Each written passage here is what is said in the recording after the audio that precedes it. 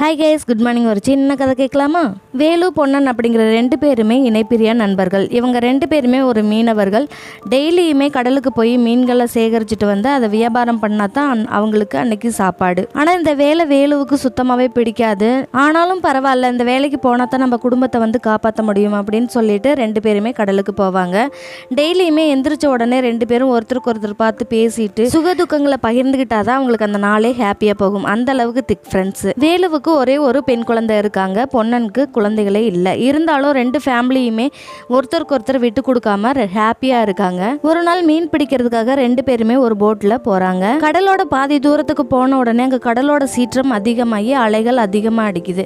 அப்ப இவங்களால பேலன்ஸ் பண்ண முடியல. அதனால போட் வந்து கவிழுது. வேலு தன்னோட ஒரு கையில போட்டை நல்லா கிரிப்பா பிடிச்சிட்டு ஒரு கையில பொன்னனை கையில பிடிச்சிருக்கான். ஆனா அவனால ரொம்ப நேரமா கையில அவனை பிடிக்க முடியல. கை நழுவி கடலுக்குள்ள போயிடுறான். அங்க இருந்து சுறாமீன் வந்து அவனை விழுங்கிருது. இதை பார்த்துட்டு வேலுவுக்கு ரொம்ப அதிர்ச்சி ஆயிருது. இவன் போன பிறகு என்னடா பண்ணுறது, நம்ம என்ன பண்ணுறது, அவங்க ஃபேமிலியை நம்ம பார்த்துக்கணுமே, நம்மனாவது தப்பிச்சு போகணும் அப்படின்னு சொல்லி அவனுக்கு பயமும் வந்துடுது. அவன் அந்த அதிர்ச்சியில் மயக்கம் போட்டுடுறான். அந்த போட்டில் இருந்து கலண்டு வந்த ஒரு கட்டை அவன் பின்மண்டையில் அடித்து அவனுக்கு ஞாபக மருதி ஆயிருது. அவன் மயக்கத்திலேயே இருக்கான். அந்த போட் வந்து ஒரு ஊருக்கு பக்கத்தில் கரையொதுங்குது. அப்போ அங்கிட்டிருந்து வந்த ஒரு பெண் வந்து அதை பார்த்துடுறாங்க. பார்த்துட்டு அவனை காப்பாற்றி கரைக்கு ஓரமாக அவனை இழுத்துட்டு வந்து அவனுக்கு முதலுதவி செஞ்சு காப்பாத்துறா. அவன் கண் முழிச்ச உடனே அந்த பொண்ணு வந்து அவங்க வீட்டுக்கு கூட்டிட்டு போயிடுறாங்க. அங்கேயே சில காலம் வந்து இருக்கிறான். அவனுக்கு எந்த ஞாபகமுமே இல்லை.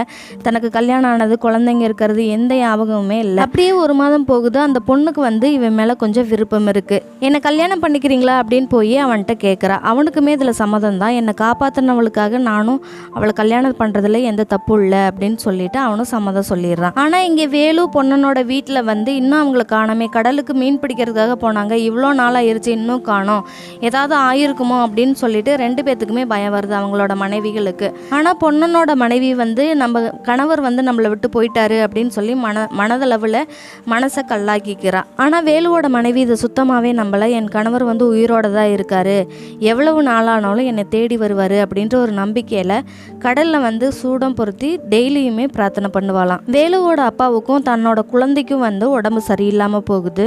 வேலுவோட மனைவி அவங்க 2 பேர்த்தையுமே ஹாஸ்பிட்டலில் வச்சு டெய்லியுமே செக்கப்புக்கு கூட்டிகிட்டு வர போகவுமா இருக்கா. பொன்னனோட மனைவி வந்து இவளுக்கு ஆதரவாக கூடவே இருக்கா. இப்போ அவங்க 2 பேருக்குமே உடம்பு குணமாகி வீட்டுக்கும் வந்துட்டாங்க. இப்போ வந்து பொன்னனோட மனைவிக்கு ரொம்ப சரியில்லை. அவளை ஹாஸ்பிட்டல் கூட்டிகிட்டு போகும்போது கடற்கரை ஓரமாக இனிமேல் அவங்களுக்கு வந்திருக்க நோய்க்கு அங்கே செட் ஆகாது, இவங்களை கிராமத்தில் வச்சு பார்த்துக்கோங்க அப்படின்னு சொல்லிட்டு அவள் வந்து அவங்க அம்மா ஊருக்கு கூட்டிகிட்டு போயிடுவாங்க. இப்போ வேலுவோட மனைவி ரொம்ப தனிமையில் ரொம்ப மன கஷ்டத்தில் இருக்கா. இவளுக்கு என்ன பண்ணுறதுன்னே தெரியல. சாமியை வேண்டிக்கிட்டே டெய்லியும் என் கணவர் வந்துடணும் அப்படின்னு சொல்லி பிரார்த்தனை பண்ணிக்கிட்டே இருக்கா. அங்கே வேலு திருமணமான பெண்ணோட கடலுக்கு போகலாம் அப்படின்னு சொல்லிட்டு போட்டில் வந்துட்டு இருக்காங்க.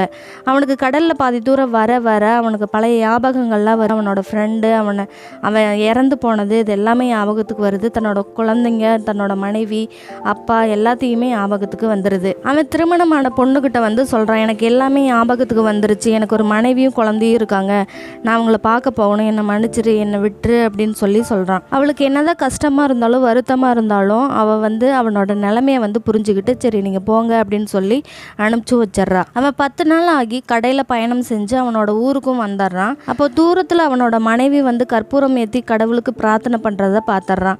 நெருங்க அவளுமே அடையாளம் கண்டுட்டு பக்கத்தில் வந்துடுறா. அவன் போட்டை விட்டு இறங்கினதுமே அவனை போய் கட்டி பிடிச்சிட்டு அவள் பட்ட கஷ்டத்தை எல்லாத்தையுமே சொல்லி அழுகிறா.